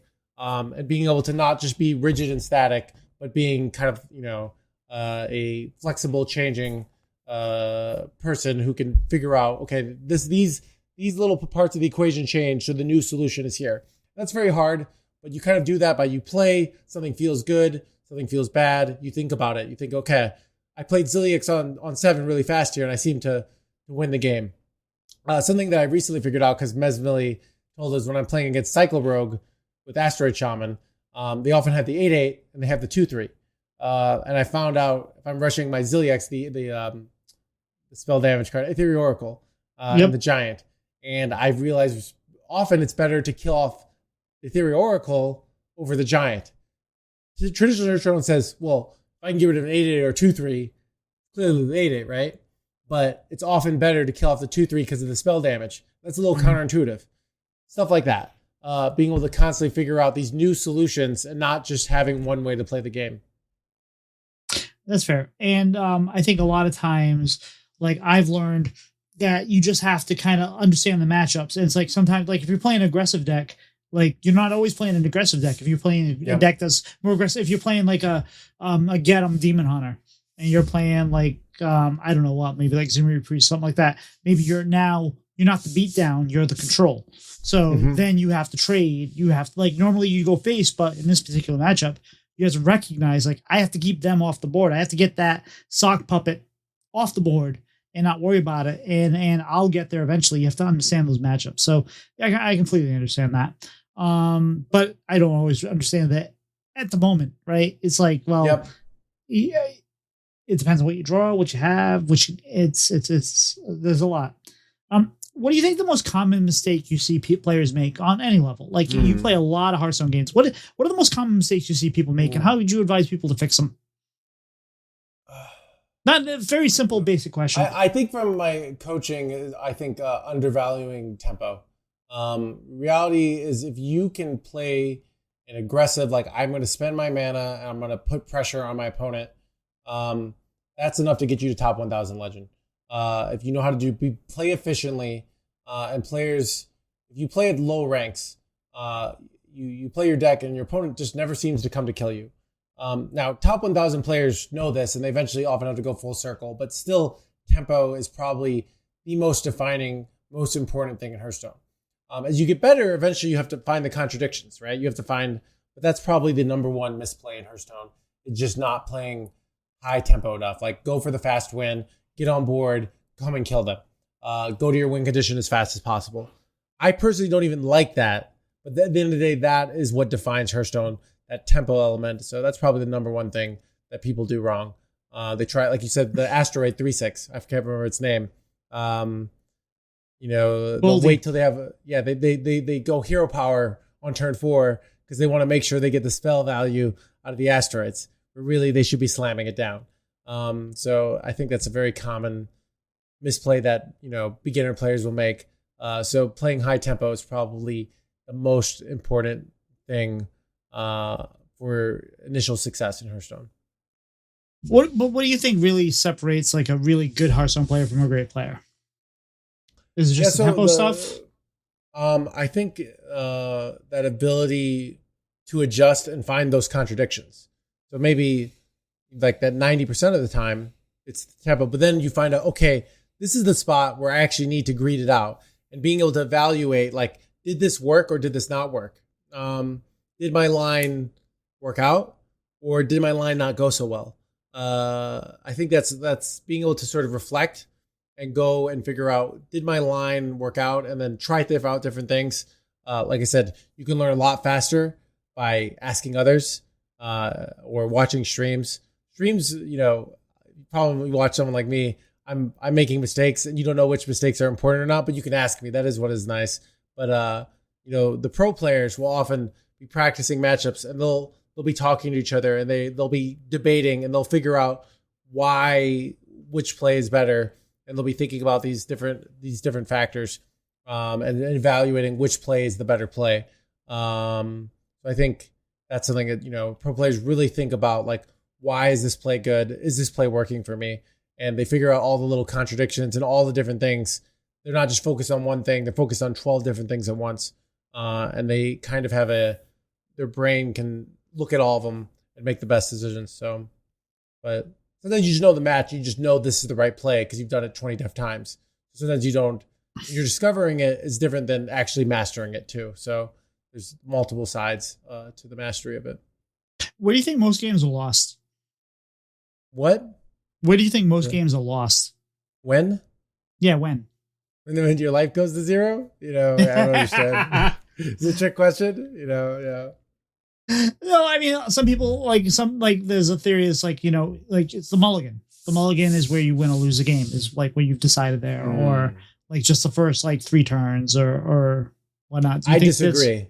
Okay. Completely on it. I think, matter of fact, often you can just bumble the first early turns. I've had times where I AFK the mulligan and I miss my first turn because I'm going to the bathroom, and I hang in there and I pull off a win anyways. So I think that's a common thing of like, oh, I messed up or something went unlucky for me, I'm going to give up. And one of the things I'm famous for in my chat is someone says, GG, it's over, bottom right. And then I win the game, they get banned. It's kind of like, you shouldn't have said GG if I was going to win.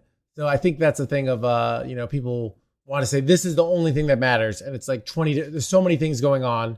So you can mess up 3 things really badly in Hearthstone, but you get 17 things right and you pull off a win because your opponent gets 15 things right, but they mess up 5. Maybe they're really ahead and they throw. Happens every day. Never underestimate your opponent's ability to throw. So I think, just hang in there, try to find the win. If you're, I had a game the other day, and I sent this to a friend Pilot, who's also like a mod in my stream, and it went 31 turns, and I was playing Rainbow Death Knight, just kind of a random one that a viewer gave me, and I was playing against a Infinity Warrior, the one that has Zola and Fizzle and whatever, and I'm like, I have plagues in their deck. There's no way I can lose this game. I lost the game in 31 turns. I'm like, I know there was somewhere I probably should have won this, but I couldn't figure out where. And I probably should have quit at turn 21, but I was like, no, I'm stubborn. I'm gonna win this game. I'm gonna figure it out. Hang in there, try and figure it out. Yeah, it'll and those are the time. best. Those are the games that feel the best when you're like, I can't. There's no way I can win this game, and then you find oh, I generated this card and it does that. And that's what Hearthstone is to me. Those are the fun games. I think some of that mindset is, I remember this is going way back to childhood, but I asked someone out for prom, my junior prom, and I kind of liked them. And we went to prom, and then afterwards they just wanted to be friends, and it was kind of rough. And part of me thought, oh, I shouldn't have even asked her. And in hindsight, I was like, no, it was right to ask. I asked her. We went to prom. We didn't get married. It didn't work out. But sometimes I think I would rather try really hard and fail than just not try at all. Let the game make you lose. You don't have to. You don't have to preemptively give up. All right. Make them kill you. Make them work for it. That's the way I look at things. So I try to. So for me, if I can look at, I run Deck Tracker, I run Hearthstone Deck Tracker, and I look and I say, is there any way I can get a win in this deck? Can I find a way? I stick with it. If I look at my Deck Tracker and I have card draw and that's it, and I have nothing to draw, I'll bottom right. But for the most part, if I can find a way, if there's a 2% chance to win, I stick with it, and maybe that's to my detriment. But I'm like, those wins are so satisfying. It's not to your detriment. Don't listen to the haters. All right, everyone's a give up. They give up. They like, oh, I can't win. woe is me. And like, no, you can pull off those sick wins, and some of those 6 wins in the competitive scene change lives, so people's total life trajectory go because someone hung in there and someone else gave up. So yeah, and you got to shoot your shots with the girls. Understood. Like, they say, I had the same thing. I went out with prom girl. I really liked her, and it didn't quite work out. But I had a fun time at prom, and things worked out. Yeah. So how do you approach a game? Like, so we've talked about mismatches before, and you talked about the Eternal Mage versus the Highlander Priest. How do you approach a game when your opponent is highly favored and based on their deck? Like in that matchup, like, how do you approach that game to try to get a win there? I think people have this, like, all you have to do is do actions that maximize your chance. A lot of times people, like, they say, oh, do we just always auto lose in my channel? And it's like 30% is not auto losing. It's not even close. You're winning 30% of the time. And I think it's just that mindset of like, my responsibility is to maximize my chances with my actions and my mindsets. And I think people, it's like if something doesn't come easy, they just want to give up. And that mentality will not get you very far in life. So the big cookies at the top of the shelf are difficult to get to. You can take the low hanging cookies, but I think it's more exciting to go for the big wins. And a lot of times you fail, but that's where you really grow as a person. If you just play only on ladder, you don't get the same experience than if you, in the old system, go to a tournament, go bring your laptop, shake hands, say good luck, and then lose, and then, oh, it hurts. But that's how you grow. So I think, if you're not, ideally, I like when games teach us something about life. That's why I think we're evolutionally hardwired to like them. They're kind of simulated reality for us to practice, and if we're just giving up, then what happens when we go in the real world? We also just give up because things are hard. Real life is real hard. Failure, rejection, betrayal. You think your boss likes you and then they don't. It's all sorts of stuff. You RNG low roll and you miss the train and now you got to wait 20 minutes in the cold. Like, this is just regular life. So if you can't handle like hanging in for another 5 turns in Hearthstone, how are you going to handle these when things really get tough? So I think, hang in there, try to win. You'll learn more from that than just giving up because it was hard. And I agree with that. Like, if you're going to lose, bottom right, if like it is obvious that there's no way out, bottom right. You don't know if you're going to lose. You don't know. Who knows? No, sometimes. Maybe Sometimes you draw that card and you're like, well, this ain't gonna do it. So you just bottom right, move on. But yeah, if there's any chance to find it out, you stay with it. I agree with you. Yeah. How do you differentiate between bad luck and genuine misplays? So identifying why you lost is very difficult. But the problem is you always if you look at a whole game, there's probably one turn you got unlucky, right? Mm-hmm. So your brain, if it's looking for a way to say, I got unlucky, that's why I lost, it will find it very easily, right? The reality is figuring out if you got unlucky isn't that hard, or it's a waste of energy. What you should be figuring out is, could I have played it better? And the answer is almost always yes, but it's how much could you have played it better? Sometimes you kind of did everything good enough. Maybe you made a few small misplays and you can still work on those. Sometimes you made a giant glaring misplay that threw the game and you don't necessarily know. But I think focusing on ways you got unlucky is just not very helpful. But reality is we don't have computers to tell us objectively what the right play is. Things like backgammon, things like chess have that. We don't.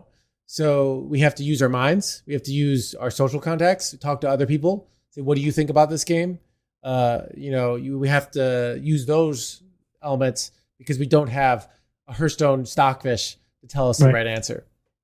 But like, it's like you may have lost on turn 20, but you may have actually lost on turn 4 where you didn't play that Boldy or you didn't play that whatever minion. Yeah. And then you just like were catching up the whole time and all that. So what do you think the best way for a player is to identify? This is, I think, a hard question. How do you identify the weakness in your own game? It's very difficult. I know Phil Galfond, a big poker influencer that I was really influenced by the day, said when he was coaching, people would often agonize, and I find this too. They agonize over some play they think they did wrong. I should have gone face here, or I should have played brawl. Usually that isn't the big mistake they made because their brain is already paying attention to it.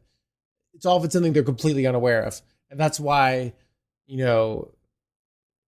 both reflecting on like what else could go wrong, but using the fast way to figure that out is those social contacts.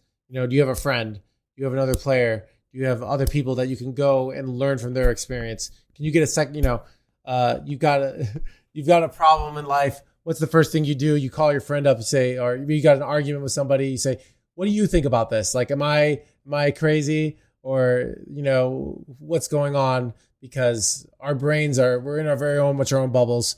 And when we can find other people to help us get out of those bubbles, that's probably the easiest way to find out, did we really mess up there or did we not? So if you have a practice partner or a friend that you call up and you have your game, what do you think I should have done here? Can you take a look at this game? That can be very valuable.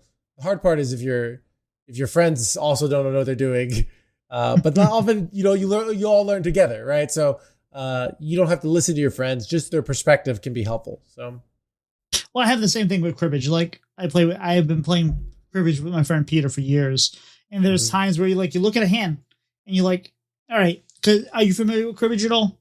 I have not played cribbage. So you're drawing 6 cards. You look at them and you figure out how you score based on those cards. But you got to put 2 in the crib, and whoever dealt gets the crib, and they get an extra hand.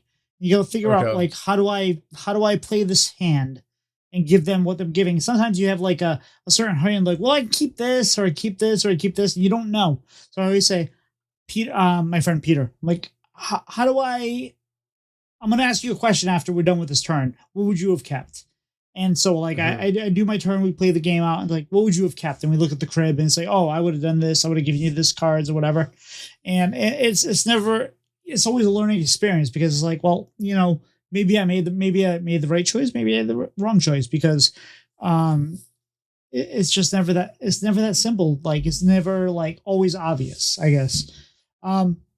So like I said, you're always the top player. You don't have to think about this anymore, but like, I'm like between like say 3,000 and 8,000, depending on the month, depending how I'm playing. Yeah. What advice would you give to me when I'm like kind of plateaued and I'm trying to like not specifically like what I am doing wrong, but I'm plateaued somehow. Yeah. How do I get off that plateau? So one, I'm going to say find one deck. Commit to a deck. Choose a deck that you think is a top 1,000 legend ready deck. Then 2, find players who already know your deck who are playing it at top 1,000, ideally top 200. Study them, study them, try to figure out. So go play, go mess up, go think about it, then go watch. Then like figure out, okay, what are things that, I noticed these seem to be doing this. I never do that. All right. And you reflect on your game and you just keep going back and forth. Also the more you pay attention while you're playing, the more zoned in you are. So if you're watching Netflix on the side, everyone does that, but your brain is diverting attention. So the more you can give you the game your undivided attention and give more things to focus on in the game, be like, what is my opponent going to do next turn? What's in their hand? What are they thinking about? How are they trying to win? What am I trying to do? The more you can pay attention, and then also learn from other people's experience and then sort of reflect generally, one thing I think you can do is if after every game, you just write one thing that like, okay, save mind control tech for this, or curve, go this turn to play around Colt Neophyte. Maybe, I had a game where I went coin 3/1 mana 1/5 thinking I'm going to go ramp the next turn. And then I got Colt Neophyted and then I could never get the ramp down. And I thought, it doesn't really matter which one. And then I see, because this is punished. So the more you can just like keep adding on and then keep going in this circle, you're not just always playing, but you're not always studying. You kind of, I'd say ideally mixture would be like 70% playing and 30% studying, watching, reflecting would probably be optimal. but you're also focused in. If you do that, you're very likely to get top 1,000. But that takes a lot of energy. That takes a lot of time. That's not necessarily what people want. People just want to play, chill out, have their Hearthstone game, have their Netflix, and that's the compromise you're making. But if you want to be one of the best, you have to have better habits, better mindsets than your opponents, right? So, yeah. I'm not even watching Netflix right now. I'm watching The Boys on Amazon, so I guess I'm fine. Okay. Yeah. But yeah, no. So focus a little more on what you're doing, and like I have 3 screens. I have like monitor. I gotta.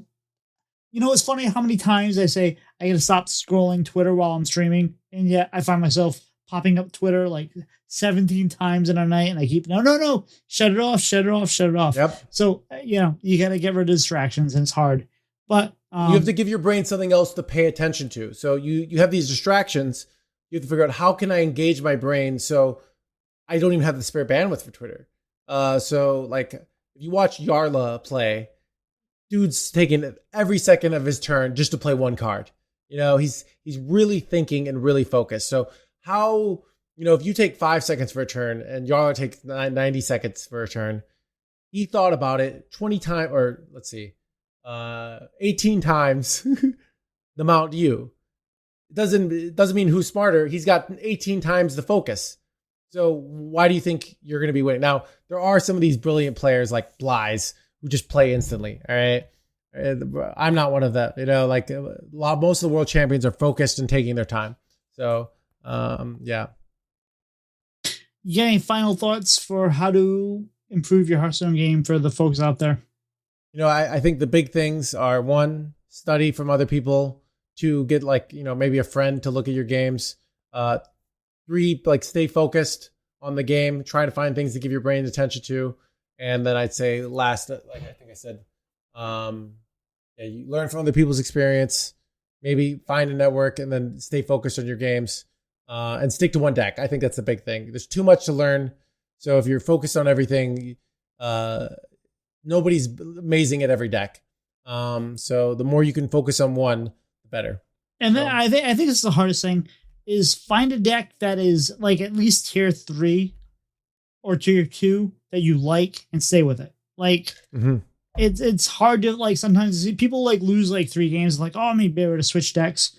I try to stick with the same decks and even if you've lost a few games, stay with it. You might figure it out. And if you're having fun with it, if it's it fits your play style, if you I don't understand why I like asteroids, where I'm not as big as into plagues or bombs or whatever, but asteroids just kind of did it for me. Yeah. You can get top 200 with Asteroid Shaman. Nothing's stopping you. So top 20 is going to be tough right now, but top 200, very doable. So top 200 would be a win for me. But you got any final thoughts for those out there that are trying to get better at Hearthstone? Just the stuff I just said. So okay. So I have a much more important question. What is your favorite dessert?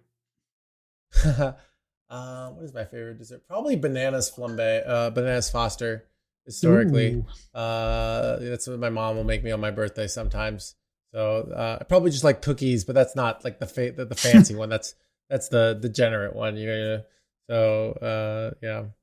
We have no tier list here. If you like cookies, you like Oreos, that's fine. If you like bananas Foster, that's fine as well.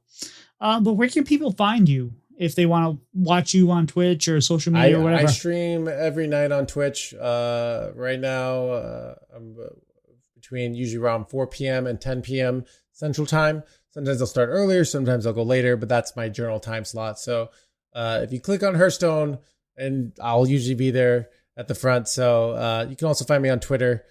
Twitter, I more just do snarky remarks and jokes and the occasional rank 1 legend screenshot. But Twitch is, and I have a YouTube as well. But I think Twitch is the number 1 spot where people go to see me. So all right. So if you click on Twitch and you see NoHandsGamer at the top, you can click on Twitch and scroll down and down and down and down, and you'll find me. And I stream on Twitch. I stream on Twitch, but I'm on Twitter, YouTube, TikTok at Tito Santana HS. You getting shout outs this week or anything you want to promote? Oh, I did say I was doing some coaching for the next 2 weeks on my Twitter. So I'm doing that to ad revenue is really bad and I'm not making much money. So I'm doing that to make a little more money. So I'm only doing one session a day. So if you're looking to get one, you can, but probably by the time this gets out, like the mini set will be there. So, and I'm writing a book, but that's coming out like in a year. So, no real big shout outs right now.